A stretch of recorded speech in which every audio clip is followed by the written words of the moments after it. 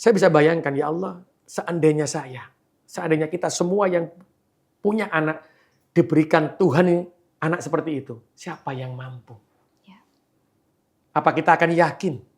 Apakah kita akan sanggup untuk membimbing anak itu sampai dewasa? Gak mungkin sanggup.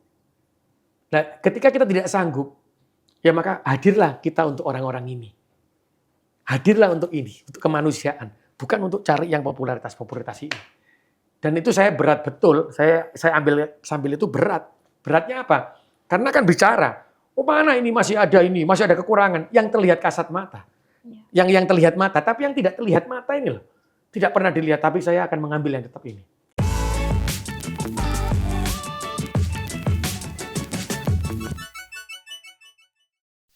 Surabaya merupakan kota metropolitan terbesar kedua setelah kota Jakarta. Meski begitu, kota pahlawan masih memiliki sejumlah permasalahan sosial yang harus diselesaikan. Misalnya kemiskinan, perbaikan infrastruktur, dan banjir. Wali Kota Surabaya, Eri Cahyadi, mencoba untuk menyelesaikan masalah di kotanya satu persatu. Eri memilih skala prioritas dengan menuntaskan masalah kemiskinan terlebih dahulu. Pada tahun 2023, dana puluhan miliar difokuskan untuk mewujudkan program renovasi rumah tak layak huni. Sembari mengentaskan kemiskinan, Eri juga berupaya untuk membuat kotanya ramah disabilitas dengan membangun rumah apresiasi dan rumah prestasi.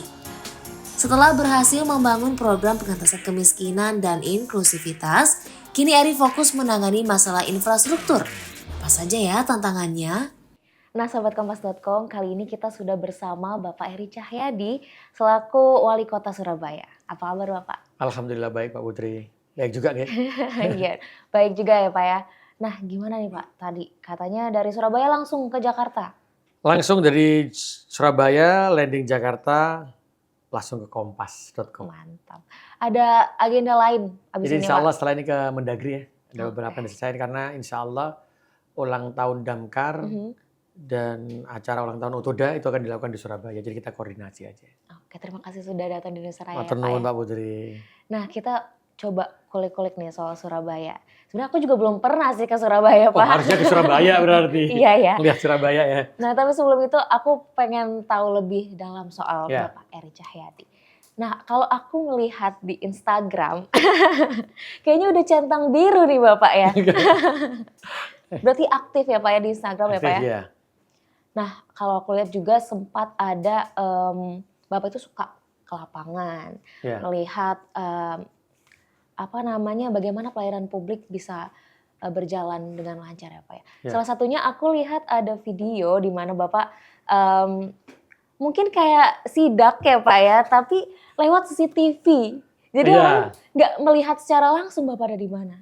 Itu gimana tuh Pak ceritanya? Jadi gini, ketika menyelesaikan pelayanan publik ya, Mbak, orang harus tahu semua. Saya ingin memberikan pembelajaran juga bahwa tidak semuanya kita ini ditampilkan di lapangan. Ya. Jadi kan identik bahwa kalau orang pemimpin itu harus ke lapangan, tapi tidak harus masuk ke medsos. Karena pekerjaan kita ini adalah pekerjaan yang ikhlas dengan Gusti Allah, dengan Tuhan ya. Jadi tidak harus ditampilkan. Nah, salah satunya saya masuk Instagram itu adalah dengan CCTV tadi. Jadi kalau orang Surabaya mengatakan, lihat loh Pak Wali nggak pernah turun, saya lihatnya dari sini. Dari situ saya perintah kepada teman-teman. Karena apa? Buat saya itu adalah hasil, jadi bisa dilihat hasilnya. Jangan dilihat seperti kita turun di lapangan terus tapi nggak pernah ada hasilnya. Betul. Dan dari CCTV itu, saya baru tahu, oh ternyata teman-teman itu kalau tidak dipantau, biasanya itu ya kayak gitulah. Gitu. Akhirnya setiap tempat pelayanan publik, saya beri CCTV, termasuk tempat TPS, tempat pembuangan sampah sementara itu ada CCTV-nya. Setelah itu pelayanan publik di tempat ini ya, kelurahan, kecamatan, terus tempat pelayanan, rumah sakit, saya beri semuanya. Sehingga di situ ketika saya di dalam ruangan, saya bisa lihat di mana. Dan saya bisa mengevaluasi. Ya. Kalau saya harus turun ke lapangan terus, saya hanya mendapatkan satu lokasi. Betul. Tapi dia bisa mengambil kebijakan untuk semua lokasi. Dan alhamdulillah di situ saya bisa lihat anak pakai sandal jepit kalau melakukan pelayanan. Di rumah sakit antriannya lama. Di TPS itu masih kotor. Jadi saya minta setiap sampah tertutup. Itu kelihatan semua. disitulah untuk mengambil sebuah kebijakan. Apa istilahnya? Menggunakan teknologi ya. Iya betul. Salah satunya adalah CCTV. Iya, aku lihat kayak Bapak langsung itu di sana ada yang main HP Nah, iya. Waktu pelayanan main HP, Mbak, bayangin. Iya. Nanti masyarakat kan jadinya gimana ya, Mbak ya? Jadi nggak percaya sama pemerintah kota ya. Iya, iya. Tapi kalau dengan gini kan akhirnya mereka agak tersentak sedikit. Oh, aku diperhatikan sama Diperhatikan. Bapak nih wali kota Iya. secara langsung gitu. Itu aja sebenarnya. Untuk merubah mindset, untuk merubah cara berpikir pegawai negeri. Oke. Tapi sebenarnya Pak, aku mau tahu nih, apa sih alasan Bapak Eri terjun ke politik? Sebenarnya kan banyak banget tantangannya Pak ya kalau masuk ke dunia ini. Ya, Sebenarnya apa nih alasan utama Bapak? saya tuh sebenarnya balik lagi ke awal ya. Kalau yang awal dulu jadi politik, saya tidak pernah berkeinginan menjadi wali kota. Oke. Tapi pada waktu itu umi saya tanya, beliau bilang, ya sudah, kalau begitu kamu bisa turun ke masyarakat tapi tolong dirubah niatmu. Niatnya apa, Mi? Niatnya jangan pernah untuk membahagiakan masyarakat, tapi niatkan untuk makamnya Abah dan Umi itu terang kalau meninggal kelak. Dengan kelakuanmu dan kebijakan-kebijakan kamu. Ya. Itu yang membuat saya berani lari ke politik. Karena Umi saya bilang, kalau pemimpin itu bisa pas, berani, Ya. itu insya Allah maka dampak amal jarinya lebih besar. Dan itu bisa menjadi pahala anak soleh. Jadi kalau begitu anak soleh itu berarti pahala salah satu orang yang meninggal itu kan anak yang soleh, amal soleh, Betul. doanya anak, amal soleh dan amal jariah. Nah ini yang dipingin umi saya. Sehingga saya beranilah masuk ke dalam politik. Jadi tidak masuk ke dalam politik. Tapi setelah masuk dalam politik bertentangan betul dengan hati saya. Waduh, ini yang berbeda-beda lah kita. Saya baru sadar betul ya Allah politik itu seperti ini ya. Kalau di birokrasi dulu ketika ada orang miskin bagaimana saya menyelesaikan kemiskinan. Ya. Harus selesai dalam berapa tahun begitu. Tapi kalau dalam hal politik mungkin jangan diselesaikan cepat-cepat ya, tapi kita kasih bantuan bansos, kita kasih ini sehingga kita akan menjadi populer. Ya. Nah, yang seperti itulah yang sekarang ini yang saya juga berusaha untuk menyelesaikan dalam waktu 5 tahun menjadi 3 tahun. Karena kan saya 5 tahun jadi 3 tahun ya, karena harus ikut pilkada serentak sudah 3 tahun setengah lah. 3 tahun setengah setahunnya nggak kerja, Mbak. Karena COVID. Karena COVID. Betul. Jadi anggarannya sudah nggak bisa dipakai, kerjanya hanya vaksin sama masker. Berarti efektif saya hanya 2,5 tahun. Kurang lah Pak ya. Ya yang kayak gini ini makanya tapi di 2,5 tahun itu maka saya bilang lah, ayo dibuka lah. Kita lihat kemiskinan itu jangan disimpan. Rutilahu, setelah itu berapa sih kampung yang gelap, berapa sih orang miskin, berapa stunting gitu ya sebenarnya. Sebenarnya pada dasarnya butuh hati nurani ya Pak. Ya. Untuk masuk ke dunia ini. Karena pada waktu saya ke politik ini saya merasa betul bahwa ada pilihan sulit buat saya. Ya. Pilihan sulit. Ketika saya punya waktu efektif 2,5 tahun. Saya cari popularitas atau saya mencari mengerjakan sesuatu yang tidak popularitas tapi untuk kepentingan umat manusia. Contoh, saya menjadi wali kota itu ada titik 400 genangan banjir. Ya. Ini pas jadi wali kota ini genangan banjirnya gede-gede lagi. Jadi kalau untuk menyelesaikan ini ada 2,5 triliun yang harus saya anggarkan. Di satu sisi pengangguran 10,7%, stunting 25,8%. Setelah itu kemiskinan 9,8%. Nurani saya berkata, ya Allah, kalau saya ingin cari popularitas, saya akan menyelesaikan yang banjir ini, yang kelihatan mata. Ya. Ini tidak kelihatan mata, tidak populer. Tapi saya bicara di hati saya tidak mencari popularitas. Tapi saya harus menyiapkan kemiskinan ini. Kalau ini saya kerjakan, saya populer, akhirnya selesai, pokoknya begitu, saya hantam, karena hanya 2,5 tahun. Ya. Kalau 5 tahun enak, dibaginya gampang ya. Tapi ini 2,5 tahun. Tapi ini akhirnya semakin miskin, yang miskin tambah miskin, yang kaya tambah kaya. Akhirnya saya mengambil yang tidak popularitas ini. Alhamdulillah akhirnya bisa muncul kemiskinan dari 9, sekarang menjadi 6, pengangguran terbuka dari 10, sekian menjadi 7, setelah itu stunting dari 25,8 menjadi terendah 4,8%, bukan 8 ya, 4,8%. Itu terendah se-Indonesia. Tapi orang tidak pernah melihat ini. Biasanya melihatnya yang nyata-nyata. Tapi saya bilang, sudahlah, Tuhan yang tahu itu. Karena orang bisa kan gini, ada banjir enggak? Ada itu enggak? Tapi turunnya ini enggak pernah dilihat. Padahal ini yang menyebabkan kehancuran kita. Karena apa? Karena orang tua tidak bisa menyiapkan anak-anaknya pada waktu bertarung di kemudian hari. Ya. Ini akan kacau ini negara kita atau kota saya akan kacau ketika saya tidak bisa menyiapkan anak-anak yang menjadi pemimpin. Nah ini sebenarnya. Ya kalau kita lihat Surabaya memang sebenarnya banyak hal positif yang terlihat ya Pak ya. Tapi ternyata di baliknya penuh dengan tantangan dan juga permasalahan lain. Iya, karena sebenarnya ketika saya menjadi wali kota, saya tanya, semua data tolong dibuka. Sehingga saya bisa mengambil sebuah kebijakan yang nyata. Contoh, ketika rumah tidak layak huni. Itu total, yang usulan itu sekarang itu sudah hampir 7.000. Tahun kemarin 3.800, tahun 2022 itu 1.400, tahun ini 1.800. Padahal di jumlah itu sudah hampir 6.000-an. Tapi saya tahu datanya itu coba dibuka.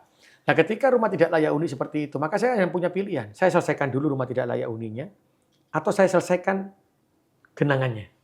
Sulit kan Mbak? Pilihan yang sulit. Pilihan yang sulit, tapi saya mengambil yang tidak populer. Karena apa? Itulah pertanggungjawaban dan cinta saya kepada warga Surabaya. Karena lebih baik saya kerjakan itu, menyelesaikan kemiskinan. Barulah di tahun 2023 ini, saya mulai mengerjakan infrastruktur. Jadi mulai pendetik banjir, setelah itu jalan radial road yang menyelesaikan mengurai kemacetan, setelah itu mengaspal jalan. Itu pun ngaspal jalan, ada yang tanya, loh Pak ngaspal jalannya itu kok nggak langsung semuanya? Loh, kita kan juga punya skala prioritas. Harusnya kan 2026 selesai. Ini ditarik sampai 2024. Terus kan ada yang hilang. Kalau saya kerjakan semua, habis ini orang miskinnya. Tidak ada sekolah gratis, tidak ada pendidikan gratis. Terus mau jadi apa kalau orang-orang miskin, orang-orang prasejahtera, ini harus saya tinggalkan. Karena saya lebih baik berteman dan menolong orang prasejahtera dan miskin daripada saya harus cari popularitas yang ini. Itu aja sebenarnya. Memang sepertinya Bapak ini punya hati nurani yang kita butuhkan nih untuk membangun sebuah kota, sebuah negeri. Bukan hati nurani yang kita butuhkan, Mbak, tapi sebenarnya itu adalah pertanggungjawaban kita kepada Tuhan ya. Betul. Dengan jabatan dan amanah yang kita punya. Saya tuh hanya berpikir begini loh. Ada orang yang mengatakan meninggal tuh lama. Tapi jangan lupa loh meninggal muda juga banyak. Bayangin ketika kita ini jadi pejabat, menjabat, setelah itu meninggal. Ditanya sama Tuhan, apa yang kamu kerjakan? Tuhan, saya cari popularitas, selesailah hidup kita. Akhirnya itu sampai puluhan tahun, sampai akhir zaman. Betul. Di dunia cuma berapa tahun? Cuma 60 tahun lah. Nah ini yang jadi beban saya sebenarnya. Makanya ketika masuk politik Mbak Putri, saya baru ngerasa ya Allah berat betul. Beban ini berat betul karena hal yang harus kita selesaikan, harus kalau dengan politik harus di make up. Jadi make upnya bagus, tapi ini dalamnya itu tidak bagus, semuanya begitu. Tapi kita harus bisa selesaikan itu. Karena warga kita masih senang yang make up ya, yang bagus. Tapi saya tidak. Tapi warga Surabaya juga berbeda. Warga Surabaya itu luar biasa. Karena saya hari ini itu sampai dengan warga saya itu ada punya berita acara Mbak. Setiap RW, berarti kalau di kabupaten itu setiap desa ya. Setiap RW itu stuntingnya berapa, foto PJU berapa yang gelap, yang ada genangan berapa ini, yang perlu dikerjakan berapa saluran, itu tertulis tanda tangan. RT, RW, LPMK, Lurah, Camat, dinas terkait, dan saya sendiri tanda tangan. Wah. Karena saya ingin membuka itu. Dan insya Allah, ini tidak akan pernah ada seluruh kepala daerah, saya yakin tidak akan pernah ada yang berani tanda tangan ini. Karena saya sebenarnya tanda tangan ini apa? Untuk membuka data dan mencari data yang sebenarnya. Tinggal kita memilih. Warga juga saya ajarkan untuk memilih. Kita selesaikan dulu yang ini atau selesaikan dulu kemiskinannya. Ya. Nah itu sebenarnya. Nah tadi kita juga sempat ngobrol-ngobrol dulu nih sebelum kita ngobrol di sini kan. Soal grup yang Bapak buat untuk pelayanan publik. Ya, saya Boleh punya diceritain, Pak? grup itu ada pelayanan, setiap kecamatan itu ada forum komunikasi kecamatan. Itu dia bicara di sana, di situ ada RT, RW, LPMK, Lurah, Camat, seluruh kecamatan itu. Di situ saya sampaikan, Pak, kalau ada genangan, sampaikan. Kalau ada lampu yang mati, sampaikan. Kalau ada di kelurahan pelayanan lebih dari sehari, sampaikan. Alhamdulillah. Yang genangan tambah banyak dari 400. Saya baru tahu jadi wali kota, ya Allah, kita pikir biar kalau genangan kok wakil. Tapi yang tidak pernah tersampaikan kepada masyarakat. Karena selama ini tidak pernah tersampaikan. Yang kedua, lampu PJU ternyata masih banyak Masih lingkungan yang gelap. Makanya di tanda tangan itu akhirnya saya tanda tangani grup Forkom ini. Akhirnya juga ketika di grup Forkom tadi saya bisa tahu pelayanan-pelayanan publik. Karena itulah kenapa saya tanda tangan yang tadi di berita acara, yang ditandatangani lurah, camat, RT, RW, itu karena dari grup Forkom ini. Saya bilang di hati saya, loh laporannya tidak ada banjir. Tapi di grup Forkom kok banyak banjirnya? Akhirnya saya tanya, Perbedaannya, nah akhirnya saya buat tanda tangan itu. Sehingga apa? Ini menjadi saksinya. Di kelurahan dan kecamatan dan kepala dinas untuk tidak menyampaikan hal yang tidak pas. Contoh Mbak, ketika ada banjir di Ndoko Kupang yang 1 leher. Itu masuk ke medsos, masuk kemana-mana, keluar. Orang se-Surabaya bingung loh, gak pernah ada Pak. Ini zamannya Pak Wali saja yang zamannya Pak Erik jadi, itu baru ada banjir ini. Saya ketawa, ya Allah, saya harus membuka wacana ini. Saya ajak yang di perkampungan itu datang ke salah satu media di Surabaya, ditanya sama pembawa acaranya, banjirnya mulai kapan? Sudah sejak saya kecil Pak. Sekarang dia umurnya sudah 18 tahun. Barulah terbuka, oh di Surabaya itu ono yang segini. Kemarin ketika ada banjir yang saya turun banjir, kemana? Ke Pakal dan Benowo. Saya tanya, banjir ini mulai kapan? Sudah 15 tahun Pak. Tapi memang tidak setiap hujan banjir. Karena itu ternyata banjir kiriman. Semua orang Surabaya mengatakan nggak ada zaman dulu sebelum Pak Wali itu ada kalimat banjir kiriman. Setelah itu kemarin Surabaya itu langitnya cerah siang, sore ya jam 3-an. Langitnya cerah, tidak ada mendung, tiba-tiba naik airnya. Karena apa? Banjirnya Kali Lamong itu sudah tinggi sehingga masuk ke dalam wilayahnya sawah-sawahnya masuk ke dalam Surabaya. Karena apa? Ada salah satu di jalan di Surabaya namanya Jalan Jawar. Sawah sebelah kiri itu punya Surabaya, yang sebelah kanannya jalan itu punyanya Gresik. Ini yang banjir, jadi turun ke sini. Jadi orang Surabaya yang awalnya tidak percaya, alhamdulillah Tuhan itu menunjukkan. Jadi kemarin tuh langitnya cerah, terang, tiba-tiba banjir. Baru terlihat ya Baru Pak, terlihat, ya itu saya bilang ya Allah. Tapi ini tidak pernah tersampaikan juga dari berapa itu kan nggak pernah tersampaikan. Jadi saya bingung jadi wali kota ini, ya Allah, ini rodo angel jadi wali kota ya. Ini kok jadi, tapi karena saya ingin membuka itu semuanya. Yang selama ini tidak pernah tahu masyarakatnya, tapi saya bisa sampaikan ke teman-teman, saya harus mengedukasi. Mengedukasi warga, jangan pernah warga Surabaya ini, kalau kita punya kalimat, jangan pernah jadi penonton di kotanya sendiri, tapi malah dibohongi dengan data kita. Kita harus berani terbuka. Apapun resikonya akan saya tanggung. Karena apa? Pertanggungjawaban saya pada Tuhan. Bukan mencari make up saya untuk popularitas saya. Akhirnya terbuka semua lah hari ini. Jadi saya baru tahu, oh ternyata di Benowo yang banjir selutut itu kalau hujan. Tapi kalau Gresik nggak hujan Mbak. Kali Lamong nggak tinggi, dia nggak banjir. Karena itu tidak pernah terekspos di Surabaya. Tapi kalau saya pas waktunya banjir saya ekspos. Loh Surabaya itu puluhan tahun nggak ada. Loh nggak tahu ada. Dulu ya ada pada waktu hujan bolak-balik itu kalau banjirnya itu ada. Tapi nggak pernah diekspos. Nah inilah saya memberikan pembelajaran kepada warga untuk saling menguatkan. Itu aja sebenarnya. Oke. Sebenarnya Bapak ini punya berbagai macam program yang menarik nih ternyata di Surabaya. Salah satunya adalah target menjadi kota ramah disabilitas pada tahun 2024. Ya. Gimana nih prosesnya sampai sekarang? Jadi alhamdulillah semua tempat publik ya yang kita buat seperti taman itu semuanya adalah ramah disabilitas. Ramah disabilitas itu, jadi disabilitas bisa masuk ke tempat itu. Karena buat saya setiap makhluk yang diciptakan Tuhan di dunia ini itu memiliki hak yang sama. Ketika kita normal begini, kita punya kelebihan, tapi kita juga punya kekurangan. Ketika ada yang dikatakan teman-teman disabilitas, mereka punya kekurangan, tapi mereka punya kelebihan. Nah itu yang saya ingin menyetarakan, menyamakan itu. Sehingga kita buatlah tempat-tempat yang nyaman bagi anak-anak untuk memiliki tempat-tempat itu. Makanya saya membentuk rumah prestasi. Untuk mengapresiasi mereka. Jadi ada anak-anak yang disabilitas ini mereka tidak punya tempat untuk setelah lulus SMA. Maka dia di rumah apresiasi ini dia bisa mengeluarkan bakatnya. Ada yang melukis, ada yang membuat kain, ada yang hafal Quran. Sehingga apa? Mereka mempunyai rumah. Saya mengatakan rumah apresiasi kenapa? Karena mereka ini adalah orang-orang yang memiliki kelebihan.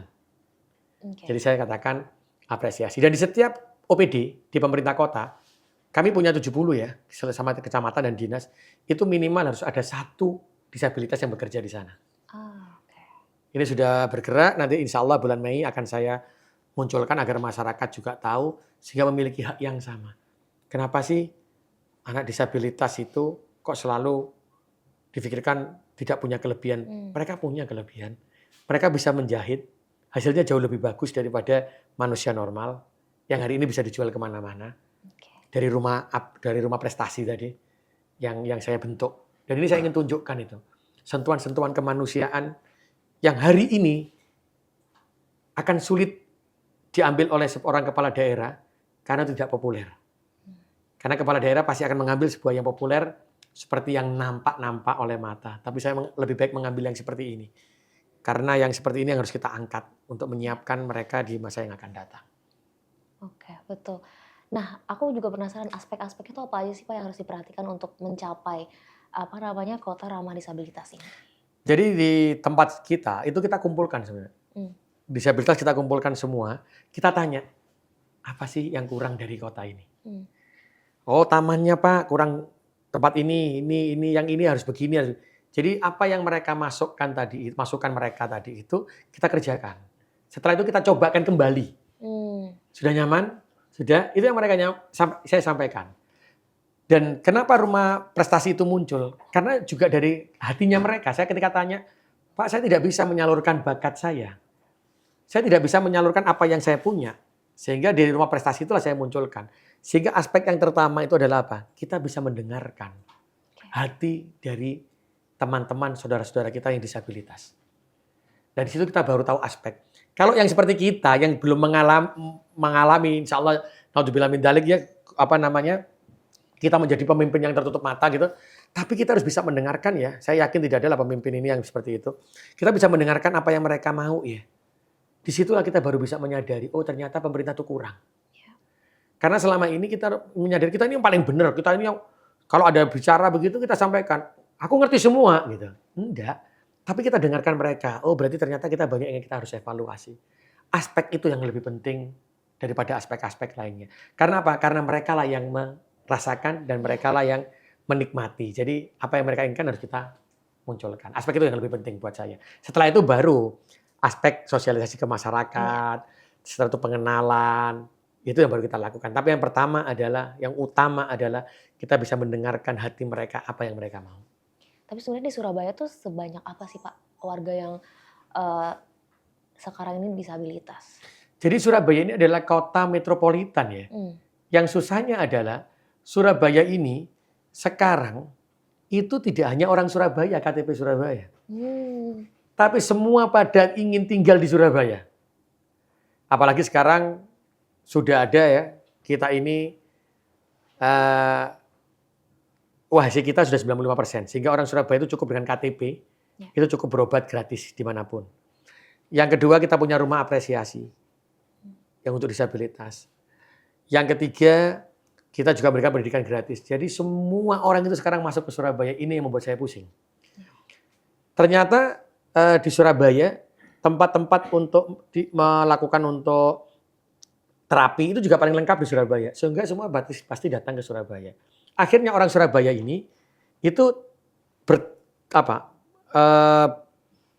dengan orang luar Surabaya bersaing untuk mendapatkan terapi-terapi tadi. Karena itulah di rumah apresiasi saya berikan terapi.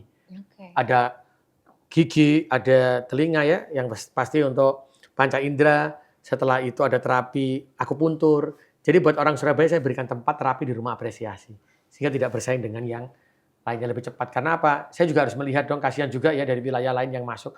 Sehingga apa yang ada di rumah terapi itu saya letakkan di rumah terapinya apresiasi, rumah apresiasi kita, rumah prestasi kita. Sehingga kita saling melengkapi. Karena kita tidak bisa juga menghalangi mereka untuk berobat yang sama-sama mencari kesembuhan. Jadi bagaimana kita ini bisa merasakan dan melengkapi, bukan untuk bersaing. Itu yang saya selalu sampaikan di kota Surabaya. Jadi saya melengkapi. Mbak, rumah prestasi itu kalau ke Surabaya ya, ada akupunturnya, ada pemeriksaan gigi, mata, telinga, semuanya untuk disabilitas. Nah, kalau ngomongin tadi ada rumah anak prestasi ya Pak. Itu awal mula pembentukannya gimana tuh Pak? Jadi tadi ketika saya bertemu dengan teman-teman disabilitas, anak-anak ketika saya turun ke bawah, Mereka selalu, Pak, ini nggak ada tempat untuk melukis. Oke. Pak, setelah lulus SMA, tidak ada lagi tempat saya harus kemana, begitu, bekerja. Karena itulah di situ saya bilang, ya sudah, pemerintah ini harus hadir. Maka itu saya membuat rumah prestasi di semua wilayah Surabaya. Awalnya dulu cuma satu, di pusat. Ini sekarang sudah bisa menghasilkan penghasilan. Karena mereka ada yang jahit, ada yang membuat gelas, terus pesanan-pesanan banyak yang di sini. Oh. Akhirnya dia sudah mendapatkan penghasilan. Karena yang saya pikirkan adalah ketika mereka sudah lulus SMA, terus bagaimana mereka ini bekerja mendapatkan penghasilan. Ya. Akhirnya saya buatlah rumah-rumah itu. Ketika itu pertama kali kita bentuk ya. Ketika sudah ramai, sudah penuh, ada yang tanya, Pak, rumah saya itu kejauhan, saya dari Benowo sana. Terus yang sini akhirnya dari selatan. Akhirnya saya bilang sama teman-teman, sudah, berarti kita bentuk 4 wilayah. Oke. Surabaya Barat, Surabaya Pusat dan Timur, Surabaya Selatan, Surabaya Utara. Ini sebenarnya ada 5 tahun ya kita bentuk dalam RPJMD saya, karena saya kan 5 tahun jabatannya, tapi karena jadi 3 tahun, tapi alhamdulillah sudah terbentuk 4. Nah ini yang tadi yang saya bilang. Uang saya mau masukkan ke sini, atau uang saya mau masukkan untuk melihat yang nyata. Agak dilema ya Pak ya. Dilema, ini dilema yang paling berat yang saya alami. Tapi kalau ini saya biarkan, manusia ini akhirnya gapnya terjadi semakin gede. Yang miskin tambah miskin, yang kaya tambah kaya, yang disabilitas dengan normal gapnya tambah jauh. Ya. Akhirnya saya niatkan, saya ambil untuk masuk ke sumber daya manusia yang memang tidak populer, yang tidak terlihat mata. Tapi Tuhan akan tahu semuanya. Hati saya dan hati teman-teman pemerintah kota, saya lebih mengutamakan ini. Karena bagi saya, lam yaskurinas malam yaskurillah. Manusia yang bisa berterima kasih kepada manusia yang lainnya, karena kita selalu pasti setiap manusia punya kebaikan. Itu adalah tanda manusia yang bersyukur kepada Gusti Allah, kepada Tuhannya. Kita mau jadi manusia yang seperti apa? Berarti saya ambil ini, lam yaskurinas malam yaskurillah, dan khairun nas anfa'hum linnas. Sebaik-baik manusia adalah manusia yang bisa bermanfaat untuk orang lain. Ya ini dulu kemanusiaan yang saya harus angkat. Karena kota Surabaya itu kota besar. Kalau saya biarkan, gapnya akan semakin tinggi. Dan saya tidak ingin Surabaya menjadi kota kapitalis. Yang kaya makin kaya, yang miskin makin terdampak sekali. Makanya anggaran saya masukkan ke sini, tidak saya ambil yang populer yang terlihat oleh mata. Meskipun orang-orang kadang-kadang lebih senang untuk melihat, oh ini kelihatan. Tapi nggak pernah lihat, oh kemiskinannya turun nggak pernah dilihat. Ini yang mana? Nah, ini yang saya ambil. Tapi karena apa? Karena ini pertanggungjawaban saya kepada Tuhan. Bukan kepada manusia yang untuk kepentingan dunia saja. Akhirnya saya ambil ini, Mbak. Itulah kenapa saya membentuk rumah prestasi tadi. Artinya meskipun berat, ya. Artinya aspek inklusivitas tuh penting ya Pak? Penting. Untuk membangun Surabaya ini. Setiap manusia, setiap berdoa, tidak ada yang berdoa kepada Tuhannya itu, Tuhan berikan saya anak yang inklusif atau disabilitas, tidak ada. Setiap doanya seorang ibu dan seorang ayah ketika menikah akan istrinya melahirkan, doanya pasti, ya Allah berikan saya anak yang soleh-soleha, anak yang ganteng, anak yang cantik. Tapi ketika Tuhan memberikan cobaan, ketika diberikan anak yang tidak memiliki normal begitu, atau ada sifat disabilitas, kalau orangnya mampu berduit, tapi kalau tidak, karena Tuhan memberikan cobaan tidak pernah melihat apakah itu kaya atau miskin. Ketika diberikan untuk orang yang tidak mampu, apakah kita diam sebagai pemerintah? Beban berat kita. Terus kalau yang tidak mampu, dia tidak bisa menyekolahkan, anaknya mau jadi apa besar-besar? Ketika orang tuanya meninggal, anak ini mau jadi apa? Beban buat saya memang Mbak Putri, sekali lagi. Makanya saya ambil yang 2,5 tahun ini yang saya efektif ya. Karena setahunnya COVID, ya saya bilang, ya Tuhan, saya lebih baik mengambil yang ini. Karena saya dilahirkan mulai kecil, saya belajar mengaji, tidak pernah untuk mencari popularitas. Tapi tadi khairun nas anfa'uhum linnas yang saya cari. Ini kalau saya sudah cerita gini, udah pengen nangis saja. Karena apa? Saya bisa bayangkan, ya Allah, seandainya kita semua yang punya anak, diberikan Tuhan anak seperti itu, siapa yang mampu? Apa kita akan yakin? Apakah kita akan sanggup untuk membimbing anak itu sampai dewasa? Gak mungkin sanggup. Nah, ketika kita tidak sanggup, ya maka hadirlah kita untuk orang-orang ini. Hadirlah untuk ini, untuk kemanusiaan. Bukan untuk cari yang popularitas ini. Dan itu saya berat betul, saya sambil itu berat. Beratnya apa? Karena kan bicara, oh mana ini masih ada kekurangan yang terlihat kasat mata. yang terlihat mata, tapi yang tidak terlihat mata ini loh. Tidak pernah dilihat, tapi saya akan mengambil yang tetap ini. Ya sekarang saya baru mengerjakan yang terlihat mata. Setelah ini sudah berjalan. 2 tahun setengah ini sudah mulai kelihatan rumah prestasi, semua berjalan. Baru saya baru mengerjakan yang kelihatan mata. Tapi yang selama ini mereka katakan di mana? Ya saya kerjakan ini. Karena kalau saya kerjakan ini semakin jauh gapnya. Terus kita mau jadi kota apa? Yang kaya makin kaya, yang ini menjadi kota kapitalis. Bukan, karena Surabaya dibangun itu. Kenapa kita bisa menewaskan Malabi di Surabaya? Itu karena persatuan dan guyup rukunnya warga Surabaya.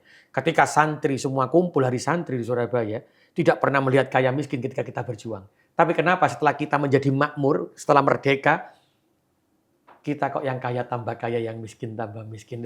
Terus opo, di mana? Berarti kan ada yang salah dengan kota Surabaya, dengan negara ini. Makanya saya ingin mengembalikan itu dulu. Yang rasa kemanusiaan yang hilang ini yang saya harus bangun kembali. Dengan membentuk rumah prestasi tadi Pak Putri. Udah ada, berarti tadi ada 4 ya Pak? Ada 4, kurang 1. Kurang 1? Kurang 1. Nantinya akan ditambah lagi kah? Ada di Surabaya Selatan. Oke, nanti akan ada berapa nih kira-kira? Insya Allah ada 5. Ada 5? Ada 5. Oke. Surabaya juga terkenal karena kotanya yang rapi nih Pak. Ya. Ada nggak sih kendala Pak untuk melakukan ini? Ini sebenarnya ada banyak ya Mbak, karena itu kan dari masukan ya. Makanya saya selalu berbicara itu dari hati ke hati. Ada di Surabaya itu ada kampung 1001 malam. Wah, apa Gak tahu tuh? pernah dengar apa tidak ya. Aku sendiri belum pernah dengar. Kalau orang lihat kampung 1001 malam itu berpikirannya adalah seperti Aladin gitu. Kampungnya bagus, kampung ini. Tapi di sini bukan. Kampung 1001 malam itu adalah kampung yang di bawahnya jembatan tol. Ada jalan tol itu ada sekitar 400 kakak. Ya. Dan itu puluhan tahun sudah ada di sana mereka. Ketika saya jadi pertama kali wali kota, saya bilang, ya Allah, saya harus bisa mengangkat derajatnya mereka. Saya harus bisa mengangkat derajatnya anak-anak, biar anak-anak ini menjadi anak-anak yang menjadi pemimpin. Akhirnya apa?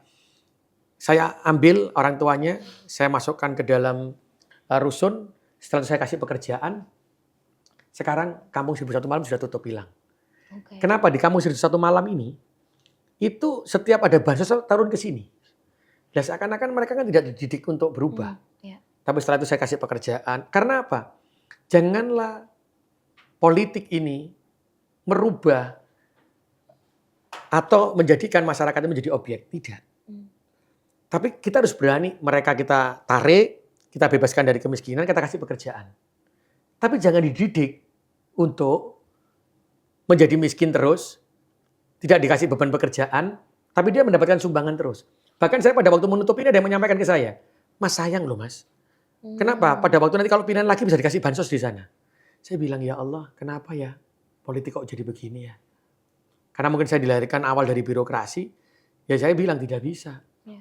Karena kalau orang tidak mau berubah jadi miskin, menjadi tidak miskin, ya harus kita tinggal. Maksudnya kita tinggal itu kita harus berani ya.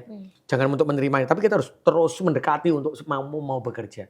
Dan kita, ya itu tantangannya di situ. Apa? Sehingga Surabaya menjadi rapi yang selama ini tidak kelihatannya kumuh itu bisa berubah. Ya. Terus Surabaya yang wilayah-wilayah tertentu yang memang kita seperti ini kita rubah, kita dekati. Dan kita ini insya Allah ada kawasan Ampel. Kawasan Ampel itu Mbak kalau pagi ada 3 shift di sana. 3 shift? 3 shift itu pagi jualan barang-barang seperti bekas kayak gitu ya. Okay. Kedua nanti barang apa, yang ketiga baru makanan. Jadi gak pernah gitu. Akhirnya saya dekati kemarin, kita ngobrol. Akhirnya bisa mau dipindah ke tempat yang ini, ke tempat yang akhirnya kawasan Ampel bisa akan muncul. Ya. Kenapa kita bisa menata?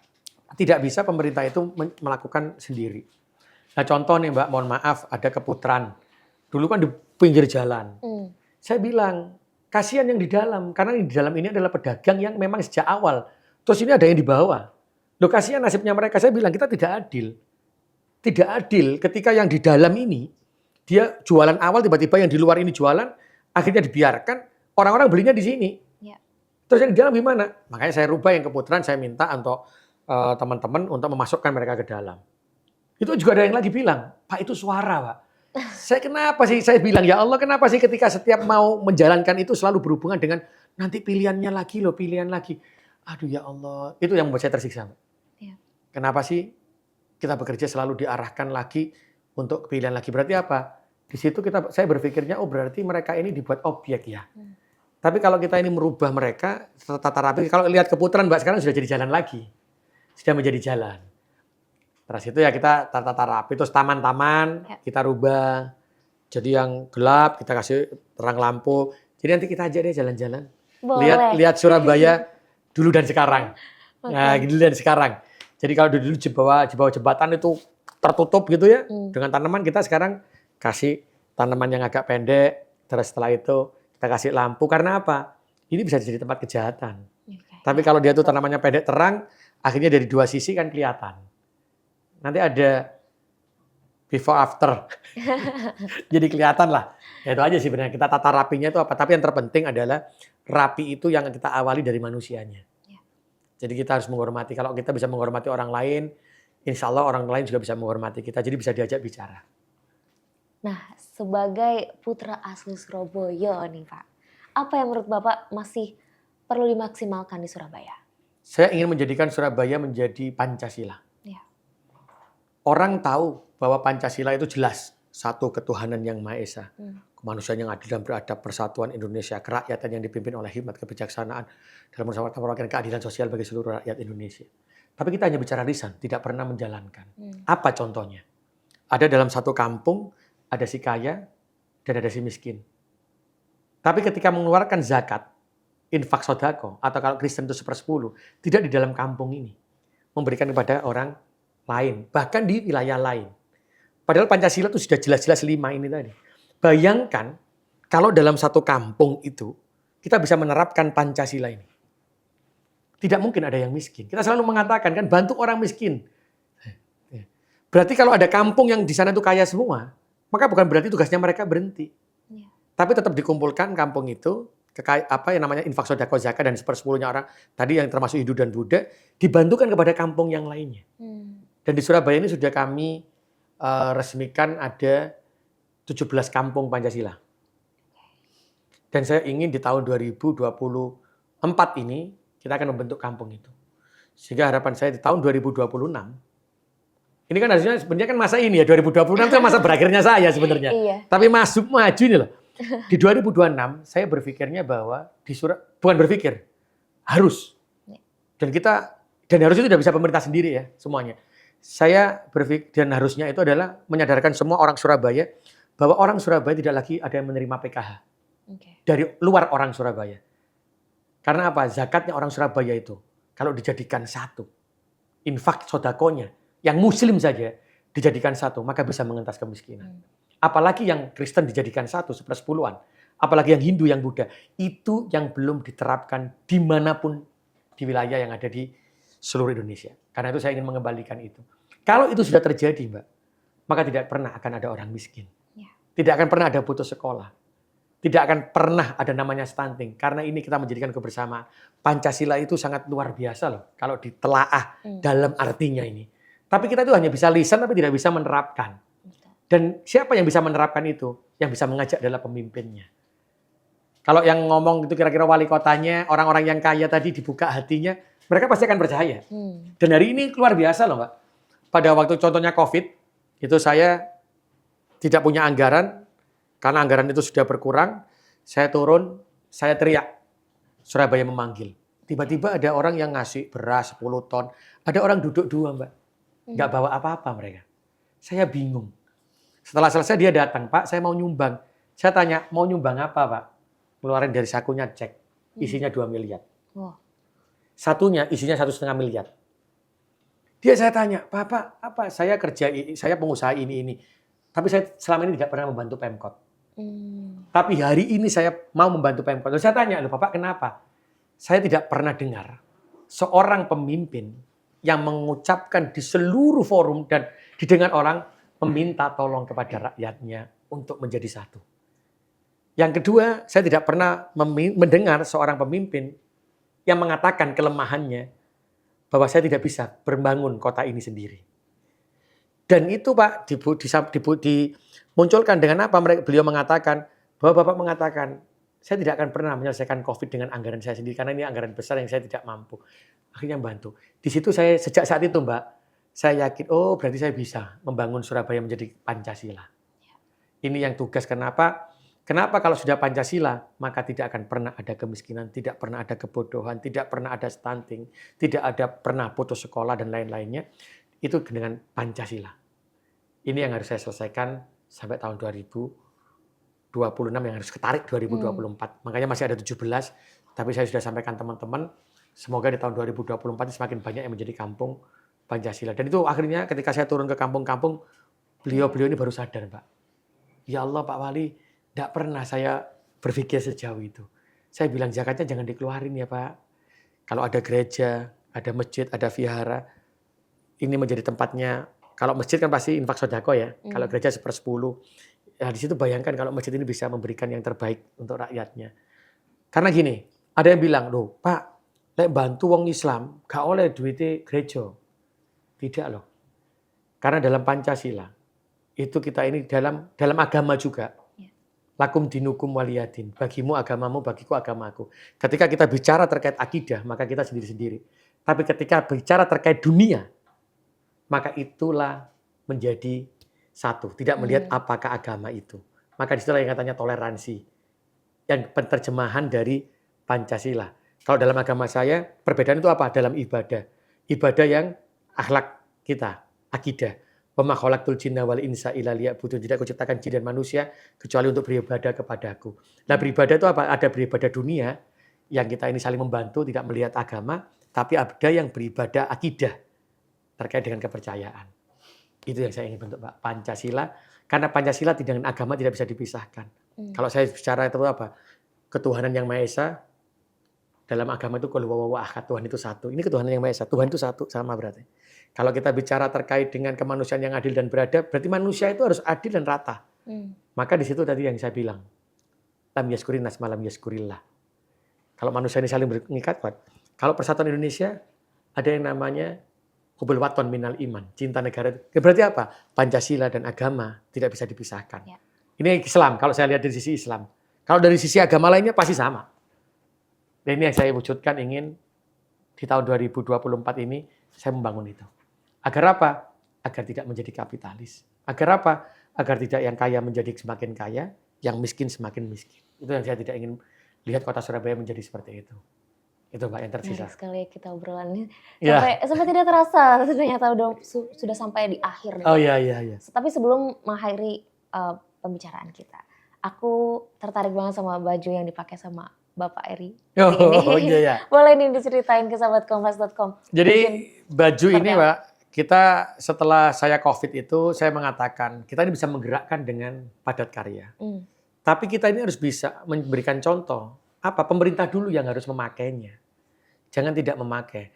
Sehingga pada waktu itu saya sampaikan kepada seluruh ASN Kota Surabaya, satu, kita harus menggunakan produk UMKM-nya Kota Surabaya. Ada yang mengatakan, Pak produknya itu jelek, gak nyaman dipakai begitu. Akhirnya saya bilang, kalau itu gak nyaman dipakai berarti yang salah adalah pemerintahnya.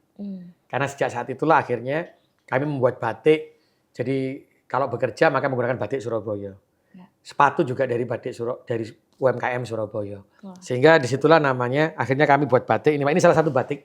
Ini adalah batik yang saya pakai. Ini adalah batik UMKM-nya Surabaya. Batik Surabaya, bukan batik UMKM Surabaya ya. Tapi batik Surabaya. Berarti coraknya Surabaya, motifnya Surabaya ini saya pakai. Saya sampai kemana-mana juga pakai sepatu Surabaya. Ini Mbak kalau kita mau lihat sepatu Surabaya. Ini sepatu UMKM-nya Surabaya. Ini simbolnya juga Surabaya biar tidak bisa ditembak orang lain. Ini adalah simbolnya Surabaya. Saya ingin menunjukkan bahwa dengan Pancasila itu Surabaya bisa bangkit dengan UMKM-nya. Dan di situ apa? Pemerintah biasanya kan malu ya kalau menggunakan produknya UMKM. Iya.